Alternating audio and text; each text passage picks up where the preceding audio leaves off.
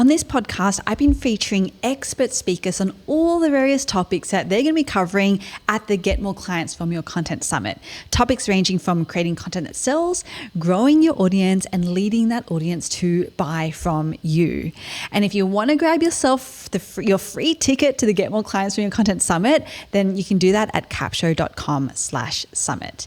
Today, I am super excited to introduce our special guest, Roberto Blake, with over 600,000 YouTube subscribers and a wealth of digital marketing expertise. Roberto is here to drop absolute value bombs on how to create videos that actually convert. Roberto is going to share secrets like his simple framework to creating videos that drive results without needing those viral hits, how to get traffic to your video even if you don't already have a large audience, and how to build trust and convert viewers into buyers without the hard pitch. Oh boy, I personally took so many notes during this interview, and I even had to rewatch this whole session because it was so good, and I'm sure that you're going to want to do that as well. My name is Deidre Shen, CEO and co-founder of Capshow, the fastest way to create content designed to get you leads, and this is Win the Content Game.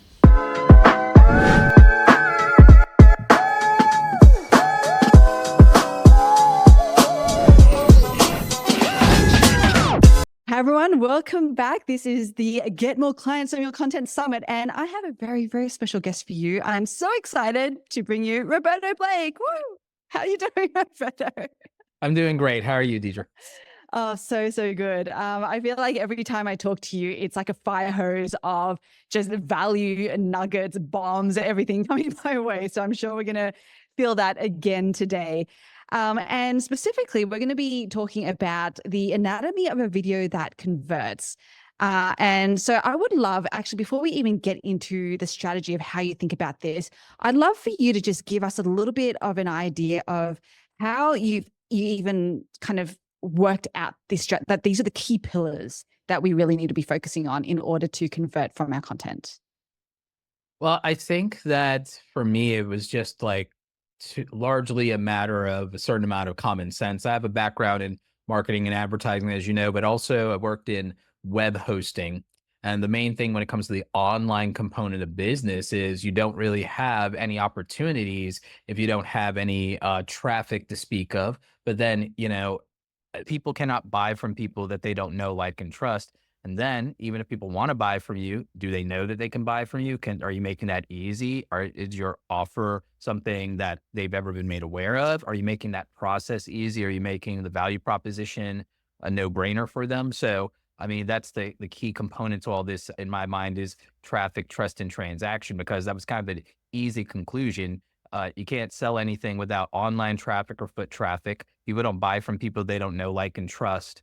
And then, okay, even if they want to buy from you, like, okay, well, what are they buying? And are you making that easy? Do they even know that you sell anything? So, that was just kind of, for me, a way to simplify it. And it's genius. I love this. So basically, for everyone following along, and if you've got your notepad and pen out, you're going to want to write these down. So traffic, trust, transaction. Those are the 3 T's that Roberto is going to be taking us through. So over to you, Roberto. Please tell us about traffic. So traffic really revolves around, in our case, unless you're going to do online paid advertising, it's going to come down to content. You can make an argument that even advertising itself requires content in the form of either copy or graphics or video or what have you. Or even influencer marketing. All of that would still come down to a form of content. So content is ultimately a vehicle for sales and marketing and brand development. So we already know that.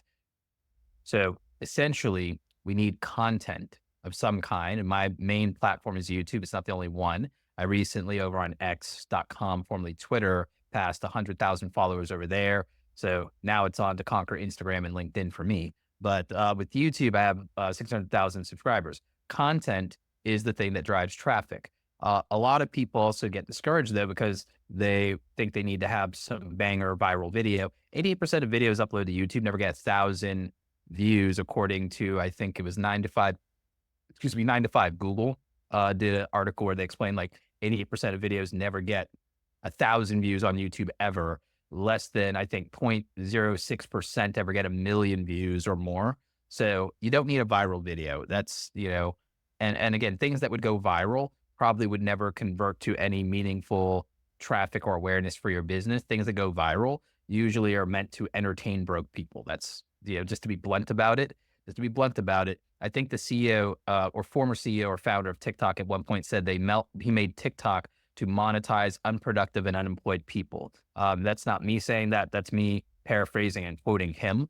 So I think of a lot of entertainment and brain rot content in that sense, that the main people profiting from it are the content creators who monetize it. I don't even think it helps the advertisers move the needle at all, frankly. So from that standpoint, I don't believe you need aggressive views or viral videos in order to make a video successful. I think that even if it's more niche and more targeted, more search driven, for example, it'll get less views, but it'll perform higher in terms of either conversions to a direct sale, an affiliate link, or to converting someone to your email list. And then you having a sale from them downstream. If email marketing is already someone's best channel, then their content's purpose is to validate and reach the same people that would actually want to sign up for their newsletter or their lead magnets. So if you're already converting with email, then this is just a way to scale that traffic and say, I now have another traffic source to grow my email list with targeted qualified people. So getting qualified leads, that would be the purpose, if nothing else, of video content, if nothing else, because then downstream of that, you'll have the sales conversion through your email. And that could be getting people into an evergreen series of automations that are designed specifically to convert them based on needs or inputs or things or actions that they take. Or it could be direct sales opportunity based on it. Or it could be something that then gets them onto the email list that then qualifies them for the right webinar that sells them. So there's a lot of routes to go downstream of that with the content. And with recorded video for that, I prefer things that are search driven rather than trying to get attention of a random viewer on, say, the YouTube homepage, for example, or even a random viewer in YouTube Shorts just because that has reach. My preference would be more evergreen content that is going to stand the test of time, is search friendly, and it's search friendly not because you've done some goofy SEO tactic, but it's search friendly because you can always anticipate a need of your audience avatar, your customer avatar, that person that you know would be a qualified lead for your business. You're going to reverse engineer from needs that they would have at some point that determine that if you have this need, then you actually would benefit from my product. So they're going to qualify for the value that you want to exchange with them. So good. Now, I know that some people, YouTube is like the girl of summer, right? The hot girl of summer, where it's like everyone wants to get onto YouTube. And, some people are like, yeah, it's worked really well. And some people are like, oh, it's just, I can't seem to crack it. I can't seem to get that kind of reach that, to your point, is like to get the traffic in. So what's your advice for people who, maybe it's taking a little bit more time, or they haven't quite found the way to use video and YouTube specifically as a platform to get that traffic? What advice do you have there? Qualify your audience avatar. So only speak to one audience, one type of person, dissect that person's needs. And then what you would need to do is you need to make the right content for them. And the right content for them is going to be around topics that are of benefit or use to them. And I would say you could use ambition versus anxiety triggers. So my audience avatar, my person has this ambition, this desire, these goals, and that's the positive frame, but they have these fears, concerns, challenges, and that's the anxiety frame. So it's ambition versus anxiety framing. This is something I teach all my one-on-one coaching clients. This is something I teach my pro group in Awesome Creator Academy. We always talk about that. This is how we end up sourcing our topics is we know that topic, title, thumbnail, and timing decide the fate of a video. That's our packaging. And that's how we present value, is through packaging. Packaging is how you demonstrate and convey value, and value equals views. We don't click on your video because it has good editing. We don't know that it has good editing. We know that we're interested in the topic or we're not. So you're qualifying or disqualifying our interest, attention, and attraction on topic I care about or don't care about. Then what does your title say? How does your title frame it? Does your title push me or pull me? What is it doing? And then is your thumbnail making me stop and pay attention? And then in terms of timing, when I do that, when I stop and pay attention because of your thumbnail, read and qualify because your headline is the timing say that this is also relevant to me, excuse me, for where I'm at and what I'm doing right now. So the so that would be the packaging, and that's how the packaging conveys value. But to the topic part of, okay, that's great, Roberto, but I don't know how to come up with topics. It's like you come up with topics that apply to your audience avatar. That's the beginning of your content strategy, and your beginning of your ideation is, here is my person. Now here is what I do for my person. Here are the things that they want, ambition. Here are the things that they're afraid of or concerned. Again, anxiety. So here's what I desire. Here are all of my primal needs and desires. Here's what I want to attain and achieve. And I would usually want to achieve those things with less money, so cheaper, less time, so faster, less potential for failure. So some sort of maybe guarantee or some social proof or some status attached to it. So I think that it's more likely to happen. So perceived likelihood of outcome, less frustration, less effort. Those 5 things. So tell me that it's going to be easier. Tell me it's going to be simpler. So easy speaks to effort. Simple speaks to frustration. Fast speaks to time anxiety. Guaranteed or never fails, or, with proof speaks to, all right, perceived likelihood of outcome. And then obviously with less money, for $0 on a budget. If I was broke, those are things. So that gives us these dimensions of how to position in the marketplace for our person. And then anxiety. What am I afraid of? I'm afraid of failing. I'm afraid of starting. The primal fears that we have. We have a lot of primal fears. So we use the primal desires and the primal fears in our ambition versus anxiety framing. We either lead with one in our title, or we could even lead with a contrast of both, positioned against what this person is all about. So then we do that in our, the way we frame these things. Then for titles, with titles, you want to speak to the identity of the person. So if you know who your person is, speak to them. If it's me, a small YouTuber, new YouTuber, small influencer, I might be speaking to that, or full-time creator, or so I would speak to the identity of the person. Person with less than 10,000 subscribers, the person with less than 10,000 followers on Instagram, speaking to your identity, how you would relate to the content and why it is for you. So it's like, oh, that's for me. I'm new. I'm this, I'm that. Oh, I only have this budget. Okay. So I'm speaking to you in terms of your identity. Then, okay, what do you want or what are you afraid of? I have to present either one of those. So that's going to be that ambition versus anxiety framing. So now that's emotional investment. That's your emotional investment thing. Here's who I am. Here's what I'm emotionally invested in. I now am 2 levels deep with you. And then I need to speak to that primal need or primal fear around that thing that you want or that you're concerned about. And then once I accomplish that, that's the title. Like for thumbnails, there's a vibe. There's a thing I teach called the vibes framework. I was a graphic designer. It's vibes for, is it visually attractive at a glance? Is it an interesting story at a glance? Is it bold text and color? And are there at least 3 eye-catching elements? That's the E. And does it convey some form of status or social proof that creates a gap between the viewer and the presenter so that they can perceive authority, power, status, or superiority in them? And so that draws them in because you want to hear from somebody that that either is above you or that you aspire to be like. It's like, why would you watch a video from somebody if you could be doing what they're doing already, or if you could be living that life already? It's like, no one wants to see your vlog of like this person who doesn't have a more interesting life than them. They can just be living their life. So the vibes framework for the thumbnails. Timing is a matter of, you could either go evergreen of, oh, this will never go out of style, or you could go with current events, or you can go with trend jacking. So there you go with tactics for timing. So like, that's the main thing that holds people back from getting views on YouTube. After that, it's a game of keeping the attention once you've earned it. And mostly just have good lights, good audio, be good on camera, learn to be a public speaker, have a good hook at the opening. Don't use the 8-second rule. Did you know the Get More Clients From Your Content Summit is going live real soon, where you can hear from over 33 expert speakers on topics ranging from how to create content that sells, growing your audience, and how to lead that audience to buy. This is what Roberto Blake said about why he's personally excited about the summit.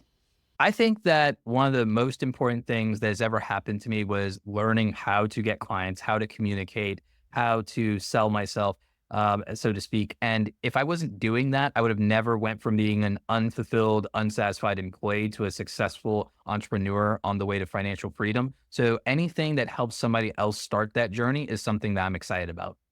What are you even waiting for? Join Roberto and thousands of other entrepreneurs to get the resources you need to make 2025 your best year yet. Grab your free ticket now at capshow.com/summit and get it right now. We teach this. Don't take more than 8 seconds to deliver some actual value and create some stakes or to validate your title that this is exactly what they came here for, and then just get right into it. So, that's most So of what good. people would need. That's like 80% of what people would need to know. So good.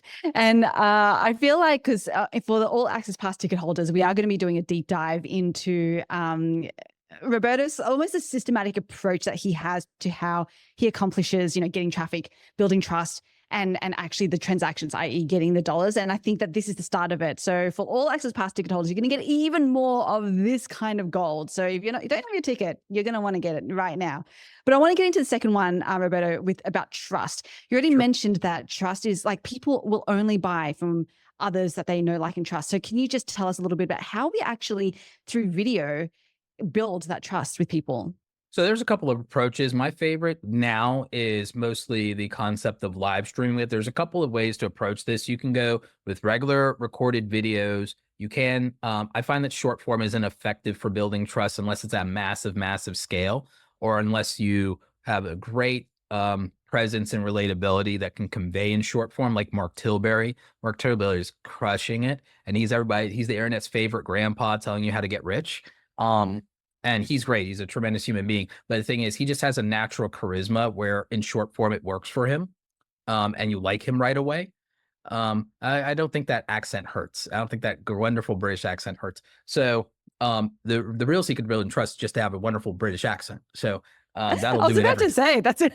That's actually the key. Just get a Yeah, British no, that'll accent, do it you're every good. time. Yeah. That'll do it every time. Just put on a lovely British accent and pretend you're from Manchester, and you'll be just fine. Yeah. So that was So, really your secret, right, Roberto? This is how yeah. you got to 600 over 600,000 views on Yeah, no, that's your I subscribers. did. I had a fake Yeah. British accent, right? But the thing is, if you can't be charming, have an accent, or be wildly attractive, the answer is much simpler than that. It's that you have to actually create and deliver real value. And there's several ways to do trust. I talk a lot about building the importance of building a personal brand, and so that there is a way to trust and validate you, and to be able to say that you are who you say you are, that you're making accurate claims, that you have a reason, a purpose behind what you do. Primary example is earlier at the top of the hour here, I brought up the fact that I had a background in graphic design, and then I like displayed that in full, detail with like how it informs my decisions around thumbnails. I talked about the importance of my background in advertising and marketing. You can see that on clear display with my concepts around headline writing. So that, those things convey a level of social proof or status. Excuse me. So sometimes what people would do to build trust is they can use their accomplishments, their accolades or claims. That's not the only way. The obvious way is mostly through personality and doing what you say you're going to do. That's also why, hey, whatever you presented as the value in the video, if you get into 8 seconds of the video and you're reinforcing that value, there's a reason to continue to trust you to keep watching the video. So something that a lot of people take for granted is they don't feel like they're seeing results right away, and they pivot and they go to something else. The thing is, it takes people 3 to 8 videos to really take the commitment with somebody to even subscribe to their YouTube channel. A lot of times it's hard to trigger calls to engagement, like liking, subscribing, commenting, doing all those things. The thing is, the more times even in a video that you do that, you're actually creating multiple touch points within a video where you're giving a verbal call to engagement. And then if they're actually performing that action, you're already conditioning the behavior of following your instructions and doing something that you verbalized. So the thing is, you actually want to have, as much as people think that the answer is to not have multiple calls to action in a video because they think it's confusion, multiple calls to engagement in a video is conditioning the behavior of oh, that was easy. That cost me nothing. That wasn't so bad. I did that thing and nothing bad happened. Or I did that thing and something really good happened, or what have you. For example, if you tell people, hey, the first 100 people that comment on this video, I'm going to respond to every single one. And then they see you do it. You made a promise and you delivered on it, and you set conditions and boundaries. You also create a sense of urgency, and you create a sense of FOMO, fear of missing out. And so that would be a very simple way to fulfill a promise that also benefits you, because now you've increased the engagement of your video. And now everyone who watches that video also sees that you're replying to so many comments. And they're like, oh, I want to be someone he replies to in the future. So I'm going to comment right away. You're now conditioning that behavior in the future. So that's another thing that builds trust, because you're able to condition the idea that I'm going to make a promise. You're going to see me deliver on it. You can test this for yourself. And now you don't have to take it all on faith, because now your experience is the last time we had an interaction, I did the thing I said I was going to do. So that is so small, but yet So, at the same time. right. I know. Even as you're saying that, I'm like, man, these are just things that as human beings, as decent human beings, we should just be doing anyway. But like to your point, it does actually make a difference that people actually can see that you are a person of your word, essentially. That's what it comes down to. Mhm. So good. Okay, so that's Yeah. yeah. Well, it's not the only way. The other way is, for example, if you do live streams, like I'd like to do a lot of live streams now, um, it's very hard to fake your personality being live, especially for 90 minutes at a time or more, or multiple hours. Very difficult to do. Answering questions in real time proves to people that you know what you're talking about on the fly, and that you're not only good at editing and script reading and curating yourself to look like a perfect person on social media. So live gives that raw feel. And so people have a tendency to feel that texture feels real and polish feels fake. So over editing, that sort of thing, comes off as fake or inauthentic. Whereas either things that are long takes or things that are unedited and unscripted and live then feel more authentic and real, and like, oh, this person's a real deal. They know what they're talking about. Oh, they answered all my questions. They answered all these people's questions. Oh, they're not afraid to be challenged. Oh, they're not afraid to put themselves out there. That's someone that we find to be more trustworthy when they can put themselves in the arena like that under scrutiny for long periods of time and not break a sweat. So minus the hot lights. So that's And a thing.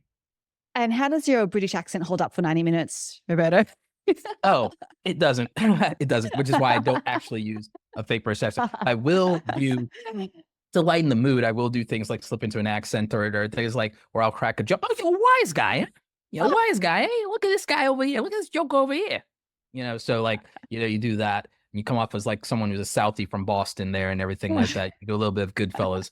And then or I'll break tension, and levity builds trust. Humor and levity and your sense of humor builds trust. And then being your authentic self. I'm authentically a big old nerd. I'm a big Star Wars fan, big Star Wars nerd. And then it's like I slip into the voice of the Emperor sometimes, like, your feeble skills are no match for the YouTube algorithm, young creator. And so I'll sit there and do Emperor Palpatine. There's it lightens up the move. It gets people a laugh in the chat. And when people see that you don't overly take yourself seriously, and you can bring humor and levity to everything you do, then they feel you're more likable. They feel you're more trustworthy. This is something in general a lot of you can do if you struggle with talking to people, social anxiety, public speaking, that sort of thing. And so it's incredibly powerful to use your own authentic sense of humor to your advantage, and to peel back those layers. And that is something that makes you much more approachable, relatable. You want to be somebody who feels accessible. Yes, that is, yeah. I'm even thinking through my own buying habits, and buying can mean subscribing. It can mean, following, it can mean comment, engaging, all of it, some kind of transaction. Sure. And you're 100% right. It's like, if I feel like that person is accessible and I won't get laughed at, or like, that's a human's worst fear, right? Is that we get judged. And so we want to create a really safe environment, really, is what that kind of comes down to. This is awesome. Okay, I'm keeping my eye on the time, but I want to get into the transaction part, because this is really where the dollar signs start to happen. So we've built traffic. We're building that trust with people. Now how do we actually get them to buy from us? I'm the king of the soft sell. No hard sells from me. It's very simple. You have to make sure people are aware of your offer, and they want to also not only know why they should buy it, but more importantly, why you offer that or whatever. So I'll give you a prime example of this and everything. I ended up offering one of my digital products, ended up being the YouTube starter kit. $100 for 100, but no, $99, 100 Photoshop templates with YouTube thumbnail designs to get people started. Because I said, look, I have a background in graphic design. I'm seeing here, you guys are letting me have me review your YouTube channels. You guys are paying me to super chat and roast the hell out of your YouTube channels. And it kept coming down to, you guys are really bad at thumbnails. And I know you don't want to be bad at thumbnails, but y'all are really, really bad at thumbnails. And it's hurting my eyes. It's actually offending them. I'm going to be crying tears of blood here if you guys don't make better thumbnails. So I'll just do it for you at this point. And the only way I can scale that is templates. So here you go. It's like, no more bad thumbnails, please. Like, for the love of God. And it's like, I've done 80% of the work for you. You could carry the other 20 to the finish line. Please, please, please. So I did that. It was wildly successful. I think I've done about $130,000 in sales off of that product.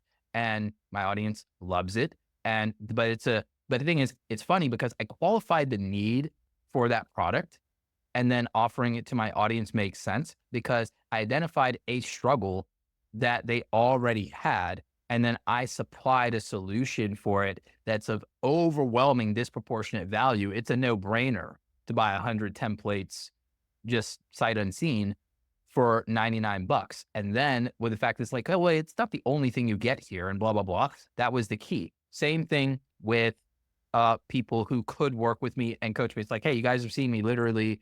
And this is why I say live streams, because with live streams, I was able to demonstrate this in real time that, hey, I give good advice. And then, hey, I have a product or solution. If you can't just use the advice to improve, what if I did a done for you product that could improve? So you have to qualify your offers. And I think often demonstrating the value of the thing you're saying, qualifying the legitimacy of the problem, and showing that, hey, I can help you address this yourself, or I can do it for you. That is good in terms of a done for you offer, or whether that's a product or a service.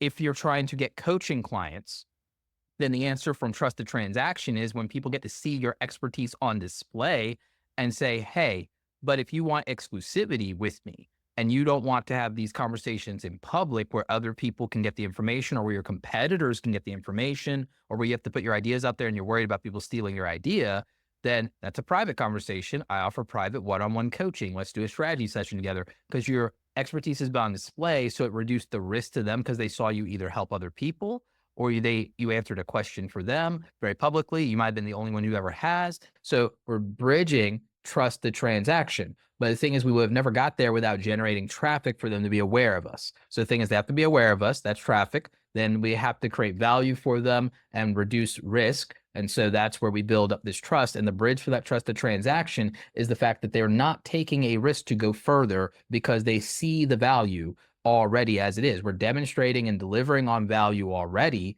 Now it's a matter of, how would you like that to be exclusive, or more exclusive than it currently is? Wow. Okay. I'm so excited for the All Access Pass ticket session, because we're actually going to go into, if you want to actually hit these, like accomplish these goals, get your traffic, get the trust, the transactions, then Roberto's going to actually share with us his framework for how we do that, which is going to be amazing.